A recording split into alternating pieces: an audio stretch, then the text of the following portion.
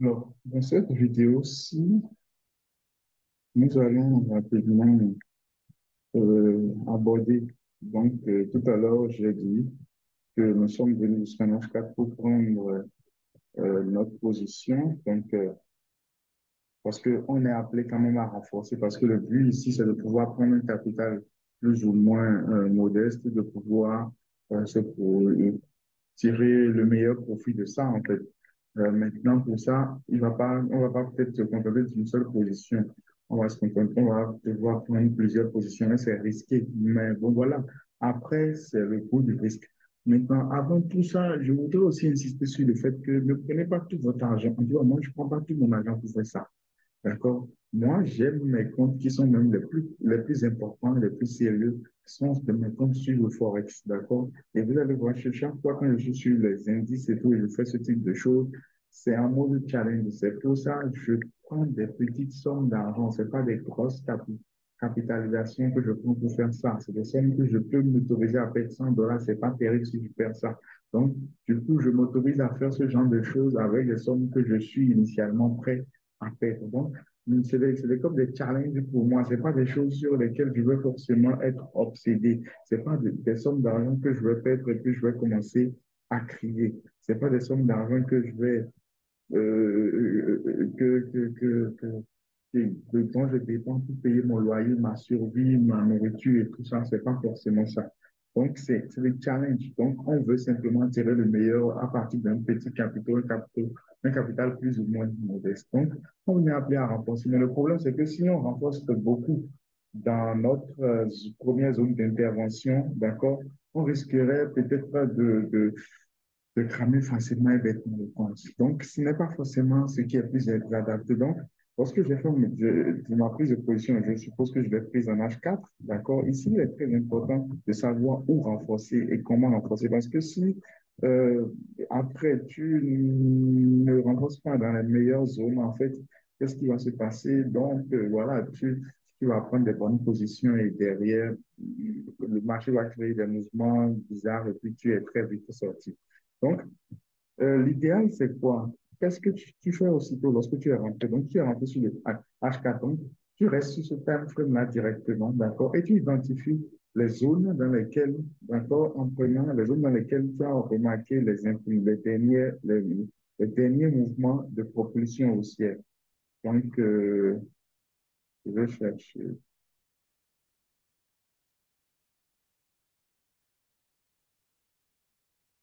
Donc, je vais chercher ici. Maintenant, cette zone-ci, donc je vais chercher d'abord le dépôt, d'abord je vais chercher cette zone-ci, déposer dans ma petite ligne là. Donc, c'est ma première ligne de propulsion au ciel. Je vois qu'à partir de là, il y a eu une bougie, quelques bougies qui ont initié une propulsion au ciel. Je vois que je peux faire ressortir aussi quelque chose ici, d'accord, une ligne de propulsion au ciel. Je peux aussi faire ressortir quelque part quelque chose ici, une ligne de propulsion au ciel. Alors, je peux, si je veux aussi faire ressortir quelque part ici, une propulsion haussière, une propulsion haussière. Donc,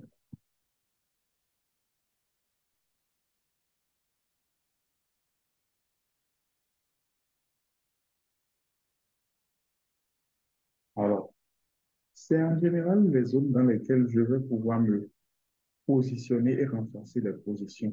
Mais pour pouvoir, donc dans la descente, il faudrait que les prix descendent, d'accord? Donc, il va falloir que les prix descendent, d'accord, et franchissent ces niveaux-là. Mais attention, donc ces niveaux-là doivent être franchis, d'accord, et que les prix doivent revenir maintenant, les prix doivent revenir, donc pas derrière, les prix doivent revenir, d'accord, et ce n'est que là que je peux prendre maintenant une position. Mais attention, avant de renforcer là, il faut faire très attention. Il faudrait que deux conditions aussi soient réunies dans ce contexte avant que vous ne renforciez le trade.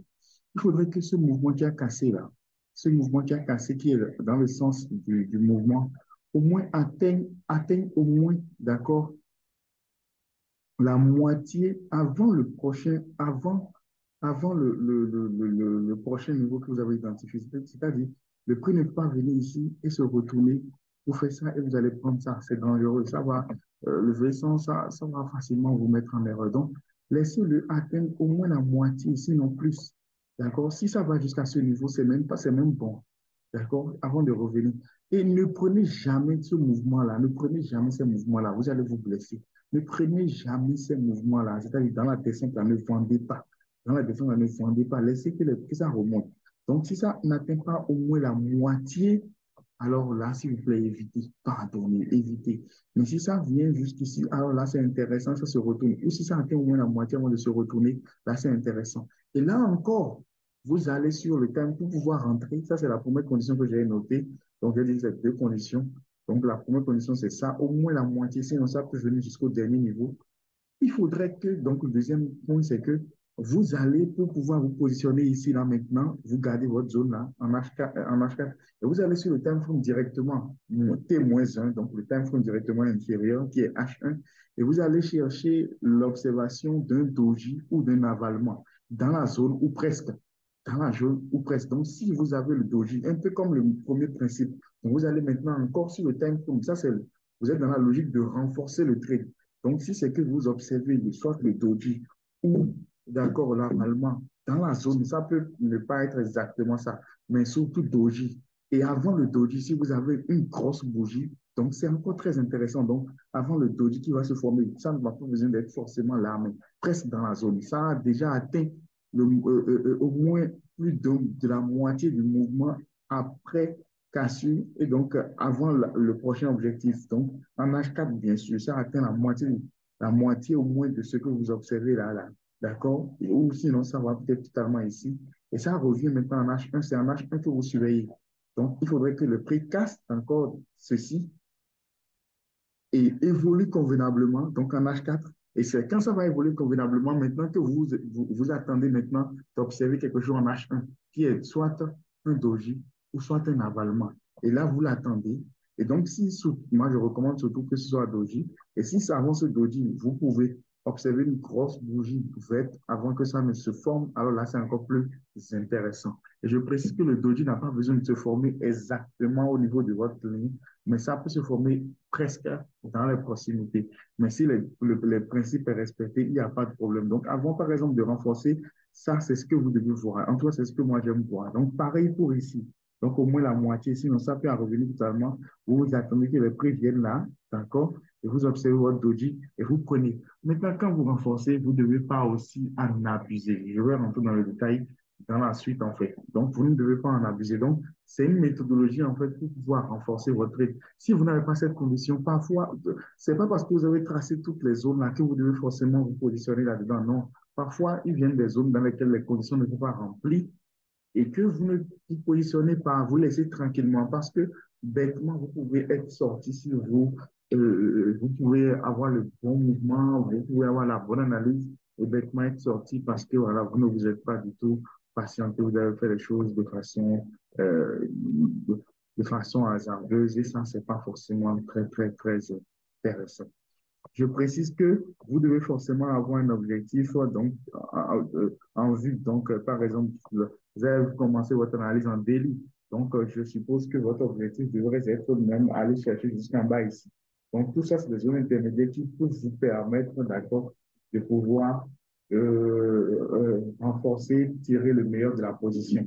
Et aussi, parfois, il peut vous arriver de laisser le premier niveau. Le premier niveau que vous avez identifié, là, vous pouvez laisser ça. Pourquoi? C'est-à-dire, vous pouvez ne pas l'exploiter pour prendre position. Pourquoi?